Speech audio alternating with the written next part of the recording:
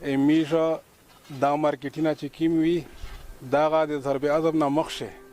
درې چاته وکړو نو په دا کې 270 کسان لکه فیملیز دی کې کاروبار کولو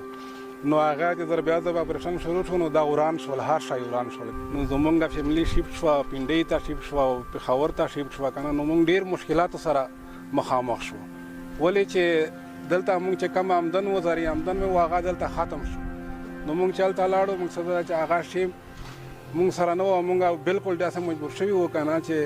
هغه قرضو ته یو ته بل ته مطلب دې ته موږ محتاج شوي وو نو هغې نه بده موږ چې دلته راغلو نو زمونږ هر شی دغه ځمکې سره برابر شوي وو نو موږ ته خپل بنیاد پته نه لګېدله چې موږ د بنیاد کم زیادې او کم غادي او دومره په مشکلاتو کې راغلو کنه چې نه د 1 لک خبره وه نه د 2 لکو خبره وه نو هغې مطابق موږ وس نه وو میش چې کومه ډیټا جوړه فاضلي انتظامیه نو هغې مطابق میش ته خپل